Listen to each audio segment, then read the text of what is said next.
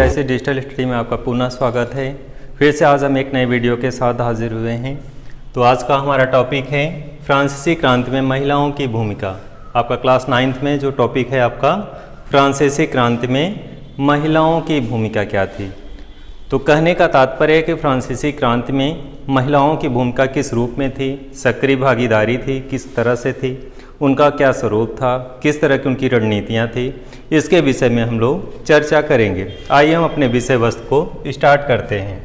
सबसे पहले टॉपिक को देखेंगे फ्रांसीसी क्रांति। जो फ्रांस में क्रांति हुई थी, इसमें महिलाओं की भूमिका किस रूप में थी, किस तरह से उन्होंने अपने योगदान के माध्यम से क्रांति को काफ़ी कह सकते हैं कि ऊर्जा प्रदान की, शक्ति प्रदान की, पुरुषों के समान ही अपनी भागीदारी को साथ में कंधा से कंधा मिला के आगे बढ़ाया। तो इस तरह से उन्होंने क्रांति में कैसे किस तरह से कार्य किया, उसके विषय में हम लोग चर्चा करते हैं। स्टेप बाय स्टेप आगे बढ़ते हैं हम लोग। तो सबसे पहले हम लोग देखेंगे कि महिलाओं ने उनकी भूमिका जो रही है फ्रांसीसी क्रांति में, बहुत ही सक्रिय भूमिका रही है। सक्रिय भूमिका रही है। एक तो होता है जैसे बैक में अप्रत्यक्ष रूप से सहयोग करना, लेकिन यहाँ पे महिलाओं का प्रत्यक्ष रूप से कह सकते हैं बहुत ही सक्रिय भागीदारी रही है। क्या क्या उन्होंने रणनीतियाँ अपनाई, किस तरह से उन्होंने कार्य किया, अपनी भागीदारी को आगे बढ़ाया, उन सब विषयों पे चर्चा करेंगे। उन्होंने पुरुषों की आर्थिक सहायता करने के लिए, कहते हैं कि किसी क्रांति में केवल एक वर्ग का योगदान नहीं होता, कोई भी क्रांति हो तभी सफल होती है जब सभी वर्गों का उसमें क्या होता है, योगदान होता है। कोई परिवर्तन अचानक नहीं होता, जब भी कोई परिवर्तन होता है उसमें समाज के विविध वर्गों का योगदान होता है। जैसे आपने भारत में भी देखा होगा कि भारत में भी क्रांति के योगदान में किसानों का, मजदूरों का, लेखकों का, साहित्यकारों का, सैनिकों का, महिलाओं का, सभी लोगों का, सभी वर्गों का योगदान था। तब जाके एक महान क्रांति, कहते हैं कि बहुत बड़ी क्रांति सफल होती है। तो वैसे वहाँ पे भी फ्रांस में भी क्या स्थिति थी, पुरुषों के समान महिलाएं भी सक्रिय भागीदारी की थी फ्रांस की क्रांति में। उन्होंने पुरुषों की आर्थिक सहायता करने के लिए कि पुरुष कमज़ोर न पड़ने पाएँ, क्योंकि क्रांति के समय आर्थिक स्थिति दयनीय हो गई थी, लोग बेरोजगार हो गए थे, बहुत सारी समस्याएं आ रही थी, जीवन यापन करने में कठिनाई हो रही थी। तो ऐसी स्थिति में पुरुषों पे ज़्यादा भार न रहे, महिलाएं भी कंधा से कंधा मिला करके फ्रांसीसी क्रांति में अपना योगदान दे रही थी। उन्होंने पुरुषों को आर्थिक सहायता करने के लिए बहुत सारे कार्य करना शुरू किए। जैसे कहते हैं पुरुष बाहर कार्य करता है, व्यवसाय करता है, जॉब करता है, महिलाएं गृहिणी का कार्य करती हैं, लेकिन यहाँ पे महिलाएं भी जो है पुरुषों के समान आर्थिक रूप से मजबूती प्रदान कर रही थी। क्या क्या कर रही थी, आइए हम उस विषय वस्तु को देखते हैं। उन्होंने पुरुषों को आर्थिक सहायता करने के लिए सिलाई बुनाई करना शुरू कर दिया। कहते हैं जब कोई रोजगार होगा तो उससे आर्थिक लाभ मिलेगा, और आर्थिक लाभ मिलेगा तो घर की आर्थिक स्थिति क्या होगी, मजबूत होगी। तो इस तरह से महिलाएं जो है सिलाई बुनाई करना प्रारंभ की, और उनके माध्यम से उन्हें क्या प्राप्त होने लगा, आय प्राप्त होने लगा। और आय प्राप्त होने से घर की स्थिति ठीक ठाक चल रही थी। और ऐसे स्थिति में क्रांति के समय कोई दिक्कत न होने पाए कि पुरुष चूँकि क्रांति में सक्रिय भूमिका निभा रहे हैं और घर का खर्चा दिक्कत होगी चलाने में। अगर घर में पैसा नहीं रहेगा, भोजन नहीं रहेगा तो समस्याएं उत्पन्न होगी। तो परिवार के भरण पोषण करने के लिए पुरुषों की तरह महिलाएं भी जो है आर्थिक कार्यों में लिप्त हो गई थी। तो उन्होंने क्या कार्य करना शुरू कर दिया था, सिलाई बुनाई करना शुरू कर दिया था, जिससे घरेलू कार्य या कह सकते हैं घर का आर्थिक खर्च को उठाया जा सके पुरुषों की तरफ। फिर उसी क्रम में उन्होंने आगे क्या करना शुरू कर दिया, कपड़े धोना शुरू कर दिया। तो जहाँ जहाँ पे दिक्कतें थी, महिलाएं पुरुषों के समान जो है आर्थिक कार्यों में भाग ले रही थी, जिससे आर्थिक स्थिति बिगड़ने न पाए। इसी क्रम में आगे फूल बेचती थी बाजार में, सब्जियां बेचती थी, फल बेचती थी। तो इस तरह से ये सभी कार्य करके, इन सभी आर्थिक गतिविधियों में लिप्त रह करके घरेलू बोझ को कम कर रही थी, यानी पुरुषों के आर्थिक स्थिति को, उनके बोझ को कम कर रही थी। चूंकि वो क्रांतियों में लिप्त थे, इसलिए वो भी क्रांतियों में किस तरह से अपनी भूमिका निभा रही थी, केवल गृहिणी के रूप में ही नहीं निभा रही थी। आगे हम लोग इस पर भी चर्चा करें कि उनके और कौन कौन से कार्य थे। तो इस तरह से कह सकते हैं जो कार्य पुरुष आर्थिक कार्य करने या आर्थिक कार्यों में लिप्त थे, घरेलू खर्च उठाते थे, अब महिलाएं भी वही कार्य कर रही थी। अभी तक पुरुष कर रहे थे, आर्थिक घर का खर्चा पुरुष उठाते थे, बाहर के कार्यों में पुरुष लिप्त रहते थे, धन को इकट्ठा करने में पुरुषों का योगदान था। लेकिन यहाँ पे महिलाएं भी पुरुषों के समान ही धन को इकट्ठा कर रही थी, विभिन्न रोजगारों में लगी हुई थी। तो इस तरह से महिलाएं आर्थिक सहायता के लिए तत्पर थी उस टाइम में, तो उनकी विशेष योगदान था। इस तरह से आगे हम लोग चलेंगे। इसी क्रम में महिलाएं जो थी राजनीतिक क्लब स्थापित कर रही थी। राजनीतिक क्लब जैसे पुरुष होते हैं तो पुरुषों के समान महिलाएं भी जो है राजनीतिक क्लब स्थापित कर रही थी। राजनीतिक क्लब के माध्यम से वे सदस्यता प्रदान कर रही थी अन्य महिलाओं को, और धीरे धीरे उनका बहुत समूह जो है कह सकते हैं एक राजनीतिक क्लब का समूह महिलाओं का काफ़ी बड़ा हो गया था। और इस समूह के माध्यम से वो राजनीतिक सक्रियता निभा रही थी, राजनीतिक भागीदारी निभा रही थी और राजनीति में अपने विशिष्ट योगदान को प्रदान कर रही थी। तो वे राजनीतिक क्लब के माध्यम से अपनी मांगें रख रही थी, अखबार शुरू कर दी थी महिलाएं, और अखबार के माध्यम से अपने वहाँ की क्रांति में अपना विशिष्ट योगदान प्रदान की। किस तरह से कहते हैं, अखबार जो प्रेस होता है वो एक आवाज़ को आपको पूरे दूर दूर तक पहुँचाता है। लेखनी, कलम, मीडिया, ये सारी चीज़ें क्या होती हैं, जनता की आवाज़ को विस्तृत करती हैं। जैसे आप किसी चीज़ को बोलते हैं तो 2 लोगों के सामने बोलेंगे, 4 लोगों के सामने बोलेंगे, वो आवाज़ थोड़ी सीमित रहती है। लेकिन अखबार के माध्यम से जब कोई मांग उठती है, कोई विचार उठती है, कोई बातें उठती हैं तो दूर दूर तक फैलती हैं, और ऐसी स्थिति में लोग उस बात को समझते हैं, जानते हैं, और पूरे देश या पूरे समाज या कह सकते हैं संपूर्ण विश्व में ये मीडिया ही है जो लोगों की मांगों को, लोगों की बातों को दूर दूर तक पहुंचाता है। तो उन्होंने 2 हथकंडे अपनाए। एक तो कह सकते हैं आर्थिक सहायता करने के लिए कार्य करना शुरू किया। तो यहाँ पे आपको 3 बिंदु लर्न करना है बहुत ही सरल तरीके से, कि जैसे फ्रांसीसी क्रांति में महिलाओं की क्या क्या भूमिका थी। तो सरल एकदम शब्दों में 3 स्टेप में आप इसको समझेंगे। सबसे पहले उन्होंने क्या कार्य किया, आर्थिक सहायता प्रदान की। पुरुषों को घरेलू खर्च को मतलब जो पुरुष जो कार्य करते थे बाहर के कामों में, अब वो महिलाएं कर रही थी और आर्थिक सहायता प्रदान कर रही थी। आर्थिक सहायता प्रदान करने में उन्होंने क्या कार्य किया, सिलाई करना शुरू कर दिया, सिलाई बुनाई करना शुरू कर दिया।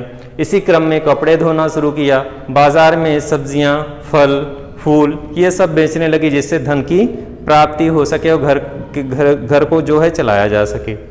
इसी क्रम में वे आगे क्या करना शुरू की, राजनीतिक क्लब स्थापित की। तो यहाँ पे सेकंड है, एक तो आर्थिक सहायता, दूसरा क्या है, राजनीतिक क्लब। राजनीतिक क्लब के माध्यम से एक बहुत बड़ा संगठन का निर्माण उन्होंने किया। कहते हैं किसी को बदलाव लाने के लिए, समाज में कोई बदलाव लाने के लिए कोई एक अकेला व्यक्ति कोई कार्य नहीं कर सकता जब तक संगठनात्मक ढांचा न हो। समाज में परिवर्तन लाने के लिए एक बड़े संगठन की आवश्यकता होती है, तभी बदलाव संभव है, क्योंकि बदलाव लाने के लिए एक बड़े समूह की आवश्यकता होती है, और समूह जब तीव्र गति से कार्य करता है, बहुत लोग उसमें सम्मिलित हो जाते हैं, बहुत लोगों का इसमें योगदान होता है, तभी समाज में बदलाव लाता है। तो कहने का तात्पर्य है कि फ्रांसीसी समाज में जो परिवर्तन आया, उस परिवर्तन को लाने में महिलाओं की विशिष्ट भूमिका थी। महिलाओं ने अपनी भागीदारी निभाया, आर्थिक रूप से, राजनीतिक रूप से, जागरूकता के रूप में, विविध रूपों में अपने योगदान के माध्यम से फ्रांसीसी समाज में क्या लाया, परिवर्तन लाया। और इसी परिवर्तन के कारण उनका विशिष्ट योगदान था फ्रांसीसी क्रांति के समय। तो अगले स्टेप में हम लोग चलते हैं कि राजनीतिक क्लब के माध्यम से उन्होंने क्या किया, सदस्यता शुरू कर दिया कि महिलाएं इससे जुड़ें, जागरूक हों अपने अधिकारों के लिए, अपने राजनीतिक कार्यों के लिए, समाज में उनको उचित स्थान मिले, जो भी कार्य करें उन्हें उचित स्थान प्राप्त हो। तो इस तरह से कह सकते हैं कि राजनीतिक क्लब उन्होंने स्थापित किया फ्रांसीसी क्रांति के समय, और इस क्लब के माध्यम से अपनी मांगों को रखा कि हमारी महिलाओं की ये मांगे हैं, समाज में हमें विशेष स्थान मिलना चाहिए, जिससे हमारी भी भागीदारी बनी रहे, हमारा भी अस्तित्व कायम रहे। इसी क्रम में उन्होंने अखबार शुरू कर दिया। अखबार के माध्यम से, चूंकि अखबार एक ऐसा माध्यम है जो अपनी मांगों को दूर दूर तक, चाहे सरकार तक, चाहे लोगों तक पहुंचाया जा सकता है, और अखबार के माध्यम से उन्होंने अपनी मांगों को रखा, अपने अधिकारों को रखा, और अपने विचारों को रखा, और अपनी नीतियों को रखा।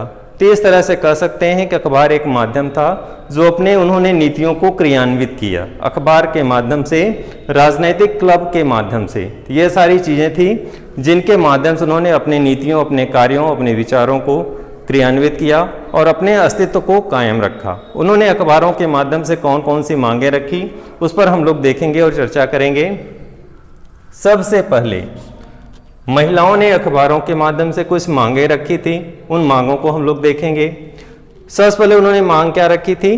पुरुषों के समान, चूंकि भेदभाव की स्थिति हर समाज में होती है कि महिलाओं के समान, जो पुरुषों के समान महिलाओं को वेतन नहीं मिलता, समाज में उचित स्थान नहीं मिलता, बराबरी का दर्जा नहीं मिलता। तो ऐसी कंडीशन में यहाँ पे उन्होंने क्या मांग रखी अखबार के माध्यम से कि पुरुषों के समान क्या हो, समान राजनीतिक अधिकार दिए जाएं। अभी तक क्या था, महिलाओं को पुरुषों के समान राजनीतिक अधिकार नहीं प्राप्त थे। तो उन्होंने राजनीतिक क्लब पहले स्थापित किया, इसी क्रम में आगे उन्होंने क्या किया, अखबार शुरू कर दिए और अखबारों के माध्यम से उन्होंने मांग क्या रखी कि पुरुषों के समान हमें राजनीतिक अधिकार प्रदान किए जाएं। यानी जो जो अधिकार पुरुषों को राजनीतिक अधिकार प्रदान किए गए हैं, उसी तरीके के अधिकार, राजनीतिक अधिकार भी हमें भी प्रदान किए जाएं, यानी महिलाओं को भी उस टाइम के सभी महिलाओं को प्रदान किए जाएं। तो इस तरह से उन्होंने ये मांग रखी। सेकंड मांग में देखेंगे हम लोग उन्होंने क्या रखा, मताधिकार। मताधिकार प्रिय विद्यार्थियों, मताधिकार जैसे जानते हैं मत देने का अधिकार, भारत में भी मताधिकार, मत देने का अधिकार यहाँ पे भी नागरिकों को है। तो इस तरह से मताधिकार, सभा में चुने जाने, मताधिकार क्या है, सभा में चुने जाने एवं राजनीतिक पद ग्रहण कर सकने का उन्होंने मांग की कि यानी हम भी जो है सभा में हमको भी चुना जाए, इस तरह से हमारी भी व्यवस्था, इस तरह से व्यवस्था की जाए कि महिलाओं को भी सभा में चुने जाने का अधिकार प्रदान किया जाए। तो दूसरी मांग उन्होंने रखी कि मताधिकार सभा में चुने जाने एवं राजनीतिक पद ग्रहण करने के कर सकने की मांग उन्होंने रखी अखबार के माध्यम से। और इस तरह से उन्होंने दूसरी मांग रखी। अगले मांग पे हम लोग चलते हैं। थर्ड उन्होंने जो है अखबार के माध्यम से क्या मांग रखी थी कि फ्रांस में विभिन्न शहरों में मांगों के माध्यम से उन्होंने जैसे जैसे, चूंकि अखबार के माध्यम से जैसे उनकी ख्याति बढ़ रही थी, ज़्यादातर विचार उनके अखबारों के माध्यम से फ्रांसीसी समाज में फैल रहे थे, महिलाएं उनसे जुड़ रही थी, उनका विस्तार हो रहा था, उनकी नीतियों का, उनके क्लब का, उनकी संस्थाओं का, उनके संगठन का, धीरे धीरे उनका संगठन और समूह बड़ा होता गया। क्योंकि कहते हैं कोई चीज़, एक व्यक्ति से कोई चीज़ शुरू होता है और एक विशाल कारवां में कोई चीज़ बदल जाता है। तो यहाँ भी महिलाएं धीरे धीरे छोटा छोटा क्लब पहले स्थापित की, अखबार शुरू की और धीरे धीरे उनका समूह काफ़ी विस्तृत हो गया। तो इस तरह से कह सकते हैं कि फ्रांस के विभिन्न शहरों में उनके 60 राजनीतिक क्लब अस्तित्व में आ चुके थे। यानी उनकी स्थिति इतनी मजबूत हो चुकी थी कि विभिन्न शहरों में 60 के एवब के लगभग जो है उनके राजनीतिक क्लब स्थापित हो चुके थे। और इस तरह से एक विशाल ढांचा, स्ट्रक्चर उन्होंने तैयार कर रखा था राजनीतिक क्लब के माध्यम से और अपनी मांगों को फ्रांसीसी सरकार के सामने, फ्रांसीसी समाज के सामने, फ्रांसीसी नागरिकों के सामने रखा कि हमारे ये मांगे हैं। महिलाओं के अस्तित्व को बचाने के लिए, अपने अधिकारों की मांग करने के लिए, समाज में अपना उचित स्थान प्राप्त करने के लिए उन्होंने इन सब कार्यों को क्रियान्वित किया, जिससे उनकी स्थिति क्या हुई, सुदृढ़ हुई और फ्रांसीसी समाज में बहुत बड़ा बदलाव आया सामाजिक लेवल पे। आगे चलेंगे हम लोग। तो यहाँ कुछ मुख्य मुख्य बिंदु हैं कि जैसे कभी कभी इन्हीं में से शॉर्ट क्वेश्चन आ जाए कि महिलाएं जो है फ्रांसीसी क्रांति के समय महिलाओं ने आर्थिक रूप से कौन से कार्य किए। तो आप यहाँ 2-3 बिंदु हैं, आसानी से एकदम लर्न कर सकते हैं। क्वेश्चन बन जाए इसी में अगर कि महिलाएं जो हैं फ्रांसीसी क्रांति के समय कौन से आर्थिक कार्य किए, तो आप कह सकते हो कि आर्थिक कार्य के रूप में उन्होंने सिलाई बुनाई करना शुरू किया, कपड़े धोना शुरू कर दिया, बाजार में फल फूल सब्जियां बेचना शुरू कर दिए। तो इस तरह से उन्होंने आर्थिक सहायता के लिए ये सभी कार्य किए। अगला इसी में किया जाए कि महिलाएं जो है राजनीतिक नीतियों को क्रियान्वित करने के लिए उन्होंने कौन कौन से कार्य किए। तो आप कह सकते हैं कि महिलाएं अपने राजनीतिक नीतियों को क्रियान्वित करने के लिए राजनीतिक क्लब स्थापित किए, अखबार शुरू किए और इनके माध्यम से अपनी मांगों को जनता के सम्मुख रखा, सरकार के सम्मुख रखा, उस समय के समाज के सामने अपनी स्थितियों को रखा। आगे हम लोग इसी क्रम में चलते हैं। फ्रांसीसी क्रांति के समय उस टाइम में स्थिति क्या थी? सभी वर्ग की महिलाओं को शिक्षा एवं व्यावसायिक प्रशिक्षण दिए जाएं। अब देखें, ध्यान दें, एजुकेशन, शिक्षा जो है, कोई भी समाज हो, कहीं का भी समाज हो, शिक्षा ही एक ऐसा माध्यम है जो व्यक्ति को, समाज को, किसी राष्ट्र को परिवर्तित कर सकता है, चाहे पुरुष हो चाहे महिलाएं। अगर शिक्षित हैं आप, तो शिक्षा के माध्यम से आप अपने अंदर स्किल डेवलप कर सकते हैं, अपने समाज में बदलाव लाने का प्रयास कर सकते हैं। आपके अंदर वो क्षमता विकसित हो जाएगी जिससे आप एक परिवर्तन करने की स्थिति में रहेंगे। जब आपके पास स्किल ही नहीं होगी, आपके पास क्षमता ही नहीं होगी, आपके पास कोई कौशल ही नहीं होगा, तो आप समाज में बदलाव नहीं ला सकते। किसी समाज में बदलाव लाने के लिए इन सभी चीज़ों का होना आवश्यक है। तो शिक्षा क्या है? एक व्यक्ति को मजबूती प्रदान करता है, व्यक्ति को समाज की उस पराकाष्ठा पर ले जाता है, किसी राष्ट्र में परिवर्तन लाने के लिए अपनी विशिष्ट भूमिका निभा सकता है शिक्षा के माध्यम से। तो महिलाओं ने भी जो है क्या स्थिति अपनाई कि सभी महिलाओं को जो है शिक्षा में व्यावसायिक प्रशिक्षण दिए जाएं, क्योंकि महिलाओं की स्थिति तभी मजबूत हो सकती है, समाज में परिवर्तन तभी आ सकता है जब उस राष्ट्र में शिक्षा और व्यावसायिक प्रशिक्षण महिलाओं को भी दिया जाए। क्यों? क्योंकि बदलाव जो है किसी एक वर्ग की मजबूती प्रदान कर देने से ही नहीं आता। केवल पुरुष ही शिक्षित हों, पुरुष ही व्यवसाय में लगे रहें, महिलाएं गृहिणी के रूप में रहें, तब भी वो राष्ट्र, वो भी समाज विकसित नहीं हो सकता। ये तभी संभव जब पुरुषों के समान महिलाएं भी कंधे से कंधे मिला करके कार्य करें, आर्थिक सहायता प्रदान करें, तभी वो समाज बदल सकता है, तभी वो राष्ट्र बदल सकता है। तो यहाँ पे भी महिलाओं ने भी क्या किया? उन्होंने मांग क्या रखी? शिक्षा एवं व्यावसायिक प्रशिक्षण उन्हें दिए जाएं, क्योंकि जब व्यावसायिक प्रशिक्षण दिया जाएगा, उन्हें ट्रेंड किया जाएगा, चाहे जैसे एक एग्जाम्पल ले लें, कोई सिलाई कढ़ाई है, जब वो प्रशिक्षित होंगी तो उन्हें कहीं भी किसी उद्योग में रोजगार मिल जाएगा, वे पैसा कमाएंगी, अपने परिवार का विकास करेंगी, भरण पोषण करेंगी, अपने समाज और अपने राष्ट्र को मजबूती प्रदान करेंगी। तो इस तरह से कह सकते हैं यहाँ पे कि व्यावसायिक प्रशिक्षण और शिक्षा को उन्होंने क्या रखी? मांग रखी। आगे हम लोग इसी क्रम में चलेंगे। पुरुषों के समान मजदूरी प्राप्त हो। महिलाओं को जो है शारीरिक रूप से कमजोर माना जाता है समाज में, जबकि वो ऐसा होता नहीं है। आज के परिप्रेक्ष्य में कह सकते हैं कि सेना में, स्वास्थ्य में, विविध क्षेत्रों में महिलाएं पुरुषों के समान जो है कंधा से कंधा मिला करके कार्य कर रही हैं, कहीं पीछे नहीं है। तो इस तरह से मानसिकता जो समाज में अगर है कहीं पे, तो गलत है और समाज कभी आगे नहीं बढ़ सकता। अगर इस तरह की भेदभाव की स्थिति बनेगी समाज में, तो वो समाज कभी भी विकास नहीं कर सकता। तो यहाँ पे भी महिलाओं ने भी क्या मांग की कि पुरुषों के समान क्या प्राप्त हो? उन्हें मजदूरी प्राप्त हो। तो इस तरह से मजदूरी जो उन्हें वेतन मिलता था कम मिलता था, कह सकते हैं पारिश्रमिक कम मिलती थी। तो ऐसे स्थिति में वे क्या करना शुरू की? अपनी मांगों के माध्यम से हमें पुरुषों के समान क्या प्राप्त हो? मजदूरी प्राप्त हो, जो हमारी पारिश्रमिक हो, जो भी कोई भी हम कहीं पे अगर कार्य कर रहे हैं तो वो पुरुषों के समान हमें भी उतना ही पारिश्रमिक प्रदान किया जाए। तो इस तरह से उन्होंने अखबारों के माध्यम से इतनी सारी मांगें रखी। डियर स्टूडेंट, हमारा जो आज का टॉपिक है फ्रांसीसी क्रांति में महिलाओं की क्या भूमिका थी। तो इस तरह से आप सरल शब्दों में, बहुत ही सरल और संक्षेप में समझ गए कि उन्होंने पुरुषों को आर्थिक सहायता प्रदान करने के लिए कौन कौन से कार्य किए। तो ये 2-3 बिंदु हैं: सिलाई, बुनाई, कढ़ाई, कपड़े धोना, बाजार में फल फूल और सब्जियां बेचना। तो इस तरह से उन्होंने आर्थिक सहायता प्रदान की। राजनीतिक लेवल पर उन्होंने क्या किया? राजनीतिक क्लब स्थापित किए और एक विशाल संगठन बनाया, महिलाओं को सदस्यता प्रदान की, और इसी में उन्होंने अखबार शुरू किया। और अखबार के माध्यम से उन्होंने इस तरह से उन्होंने मुख्य चीज़ों को, अपनी मांगों को रखा कि राजनीतिक अधिकार प्रदान किए जाएं, मताधिकार, सभा में चुनने जाने और राजनीतिक पद ग्रहण कर सकने के जो है मांग उन्होंने रखी। फ्रांस के विभिन्न शहरों में उन्होंने 60 के लगभग क्लब स्थापित किए, अस्तित्व में आए उनके। सभी वर्ग की महिलाओं के लिए शिक्षा और व्यावसायिक प्रशिक्षण दिए जाने की मांग की। और पुरुषों के समान उन्होंने क्या मांग की कि उन्हें भी जो है पुरुषों के समान क्या प्राप्त हो? मजदूरी प्राप्त हो। तो इस तरह से उन्होंने अपनी मांगों में ये सारी चीज़ें रखी। तो इस तरह से आज का हमारा विषय वस्तु यहीं समाप्त होता है। फिर से अगले वीडियो में मिलते हैं। धन्यवाद।